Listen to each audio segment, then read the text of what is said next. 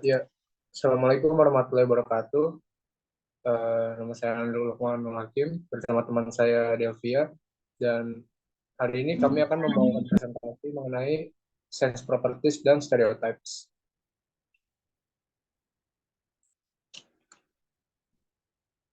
Nah, pertama, introduction. Nearly every word that people use in daily life has some practical definition that others can agree upon, which facilitates successful communication. Person can start arguing the definition of common terms in order to impede or block communication. In ordinary language use, we discover that all words are understood by speakers as having an essential hardcore of meaning, notwithstanding disagreement regarding the finer points of meaning surrounding words. Nah, ini tuh maksudnya ketika kita melakukan sebuah percakapan, di situ pasti ada proses di mana ada persetujuan meaning antara uh, percakapan yang sedang kita lakukan. Nah, jadi untuk sebuah percakapan itu berjalan dengan lancar, kedua speaker ini harus setuju dengan meaning yang disampaikan. Jika misalnya mereka tidak setuju atau malah kontradiktif, itu bisa ibaratnya menahan atau mungkin menghambat conversation tersebut. Nah, contohnya seperti ini.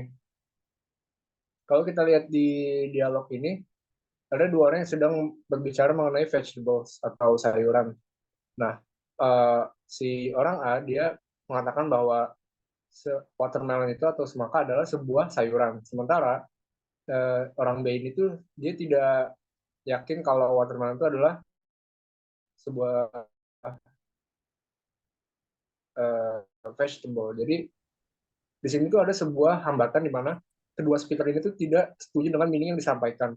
Yang di mana speaker A ini tuh dia mengira bahwa watermelon itu adalah sebuah vegetable, sementara yang B itu dia tidak setuju. Bahkan mungkin di pikiran dia vegetable itu adalah watermelon itu adalah sebuah buah misalnya. Jadi ketika sebuah meaning itu tidak setuju satu sama lain, itu dia bisa menghambat sebuah conversation. Nah, jadi sense properties can be defined as a sense or kinds of meaning in the language which contain agreement in meaning of language in use. Sense is the indispensable hardcore meaning, and it determines the meaning of words or sentences depending on the context. Nah, jadi sense itu adalah jenis-jenis makna di bahasa, di mana setiap makna ini tuh dia setuju sesuai dengan konteks di sekitarnya. Jadi kalau misalnya kita berbicara misalnya sebuah kursi, itu pasti kita tahu bahwa maknanya adalah benda. Tapi kalau misalnya kita berbicara kursi dalam konteks misalnya jabatan atau posisi, itu maknanya berubah. Jadi ya, seperti itu. Nah, di sense properties ini tuh ada tiga. Yang pertama ada analitik, yang dimana meaning saya itu true to the definition, atau meaning itu benar-benar betul gitu. Jadi kayak misalnya, kalau kita melihat sendok, sendok itu adalah alat makan, benar. Jadi faktanya seperti itu. Kedua ada synthetic, are the meanings that may or may not be true based around its empirical evidence. Nah, kalau synthetic ini tuh dia meaningnya bisa benar dan bisa juga salah.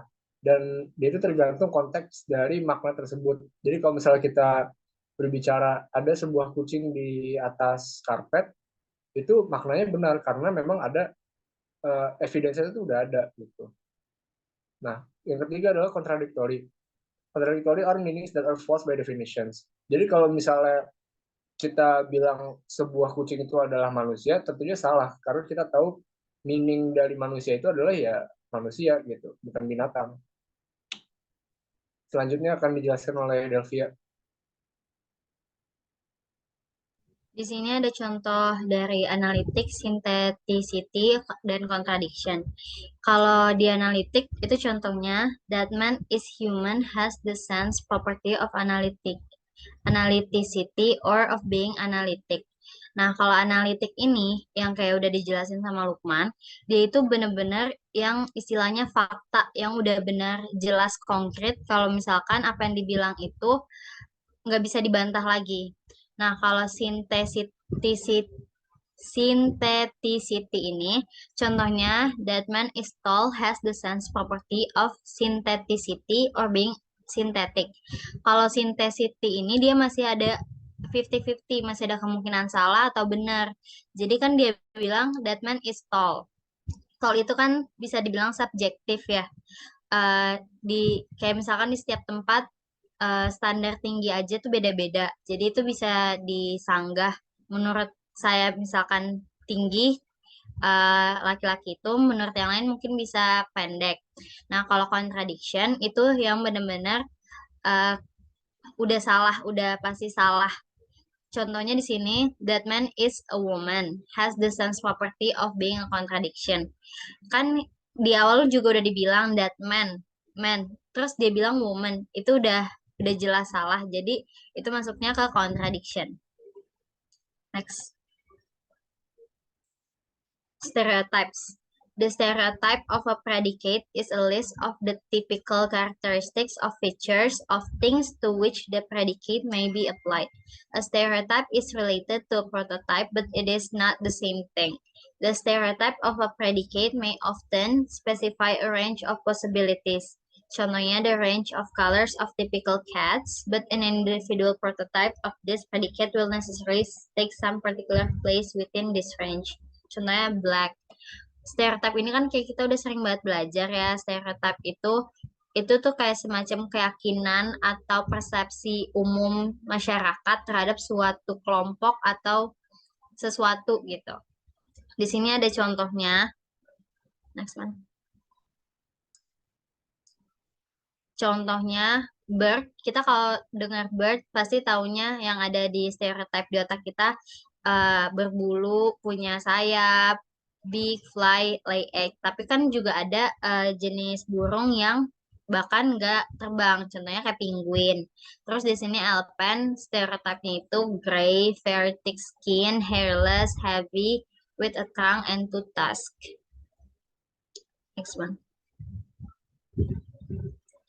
Stereotype of expression for things learned about at second hand through descriptions rather than direct experience are generally known in this way. Important though the notion of stereotype is in everyday language, it is obviously not so basic to meaning as the edit of sense, which we have defined as an indispensable hardcore of meaning.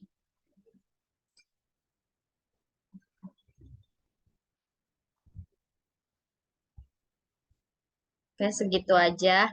Mungkin ada yang mau bertanya. Boleh langsung di-unmute kalau ada yang mau nanya ya.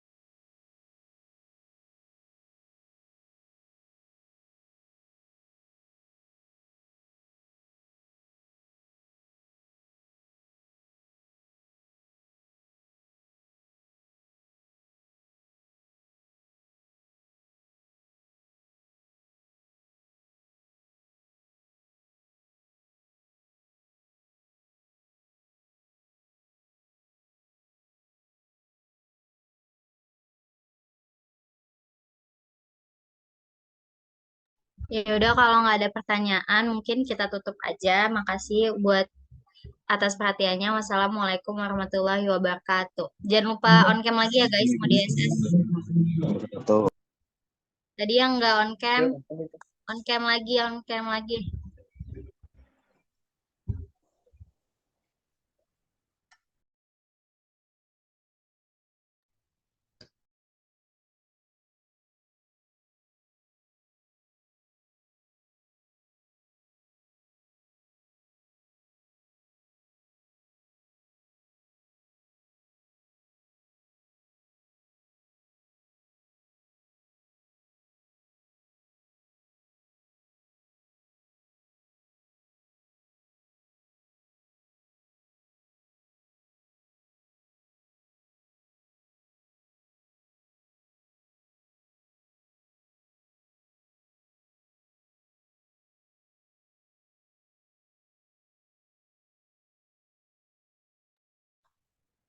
Gua screenshot ya. Ayo yang belum on cam, biar cepat selesai kita.